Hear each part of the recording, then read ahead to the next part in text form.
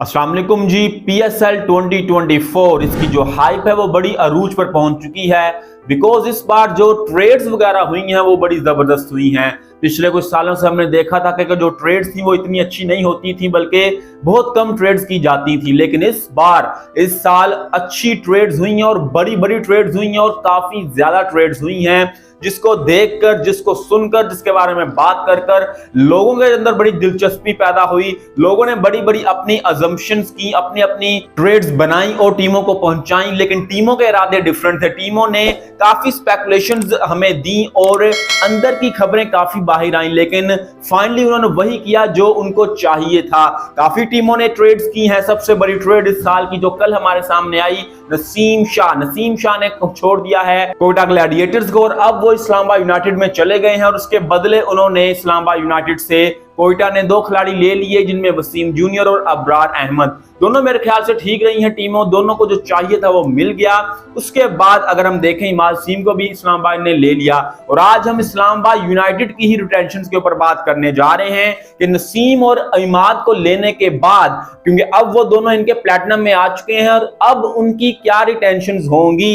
3 खिलाड़ी अब उनके प्लेटिनम में मौजूद हैं, जिनमें शादाब, इमाद और नसीम शाह। जो रूल्स हैं PSL के वो कहते हैं कि आप 3 लोकल खिलाड़ियों को प्लेटिनम में रिटेन नहीं कर सकते, ना ही 3 फॉरेनर्स को रिटेन कर सकते हैं प्लेटिनम में। आप 2 लोकल और 1 फॉरेन, या 2 फॉरेन और 1 लोकल को प्लेटिनम में भी और डायमंड में, दोनों में ये रूल फॉलो करता है कि आप इस तरह अपने खिलाड़ियों को रिटेन कर सकते हैं।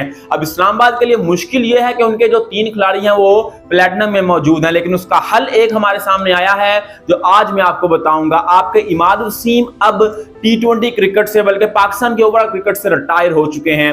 PSL का रूल यह है कि जो खिलाड़ी रिटायर हो गया है वो आप उसकी एक कैटेगरी को नीचे रख सकते हैं, उसको एक कैटेगरी नीचे आप रिटेन कर सकते हैं मेंटोर बनाकर। अब इस्लामाबाद के पास ये ऑप्शन है कि उनके जो 3 खिलाड़ी हैं, जिनमें नसीम शाह और शादाब, ये दोनों को तो वो मेंटोर नहीं बना सकते, तो ये तो डेफिनेटली आपके प्लेटिनम में मौजूद रहेंगे, उसमें ही ये इनको रिटेन करेंगे। लेकिन जो इमाद वसीम है उनको ये डायमंड में मेंटोर बनाकर रिटेन कर लेंगे।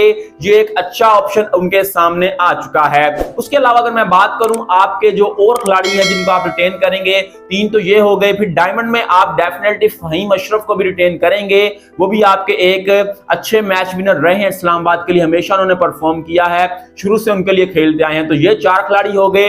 अब एलेक्स हेल्स, कोलिन मुनरो और फजल हक फरूकी, जो इनके लिए लास्ट सीजन में इनके लिए इनके बड़े प्लेयर थे ओवरसीज, उसके बाद गुरबाज भी थे, वनडूसन भी थे। अब इनकी कैटेगरीज हमें नहीं पता, अभी तक फॉरेन प्लेयर्स की कैटेगरीज नहीं आई, तो मैं अज्यूम करके चलूंगा कि इनकी कैटेगरीज जो लास्ट ईयर थी वही हम रख लेंगे। एलेक्स हेल्स की अगर मैं बात करूं तो डेफिनेटली एलेक्स हेल्स को मैं रिटेन करूंगा।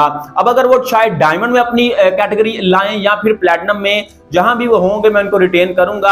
मैंने फिलहाल उनको डायमंड में किया है, इस बार वो मेरे ख्याल से डायमंड में आप उनको कर सकते हैं उनसे बात करके, तो वो आपको डायमंड में मिल सकते हैं। तो मेरे यहाँ पर 3 डायमंड के खिलाड़ी पूरे हो गए, जिनमें इमाद वसीम मेंटोर बनकर नीचे आ गए, फहीम अशरफ और एलेक्स हेल्स। प्लेटिनम की एक मैंने ओवरसीज की जो पिक है वो छोड़ दिया, आप उनको ड्राफ्ट में जाकर किसी ओवरसीज अच्छे खिलाड़ी को पिक कर सकते हैं। ये 5 रिटेंशन हो चुकी हैं। अब अगर मैं इसके नीचे आऊं, गोल्ड में मैंने क्या किया है, मैं गोल्ड में आपके मुनरो को मैंने यहां पर रिटेन कर लिया है। मुनरो आपको गोल्ड में मेरे ख्याल से डेफिनेटली मिल जाएंगे। उसके बाद आजम खान को मैं गोल्ड में ब्रांड एम्बेसडर बनाकर ले आया हूं, बिकॉज इनकी भी जो ओरिजिनल कैटेगरी है वो डायमंड है।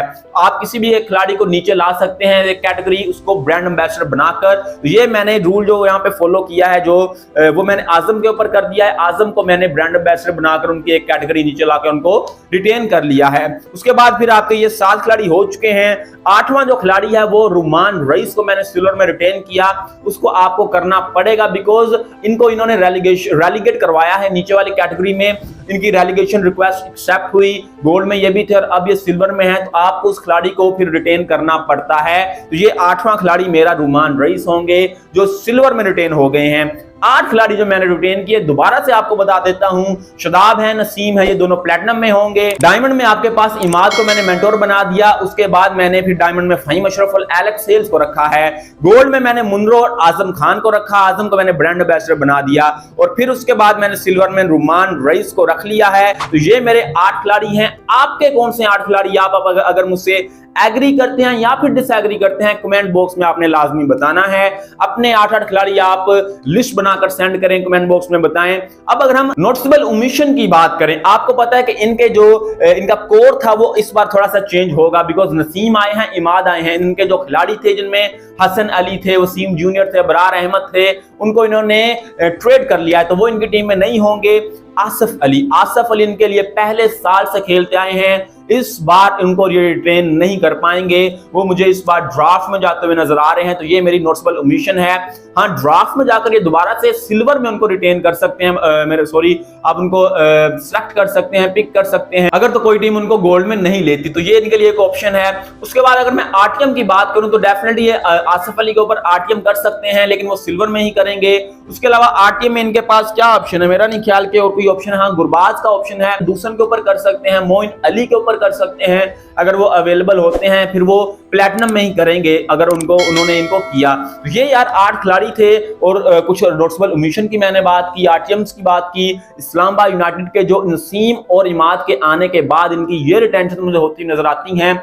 आप अपनी राय का इजहार करें, कमेंट में बताएं कि इस बार आपको ये कैसी टीम लग रही है, क्या ये रोटेशंस करेंगे और इसके बाद ये ड्राफ्ट कैसा करेंगे, और इस बार इनकी टीम आपको कैसी नजर आती है, क्या ये जीत पाएगी या पिछले सालों की तरह एंड पर जाकर ये खुश हो जाएगी।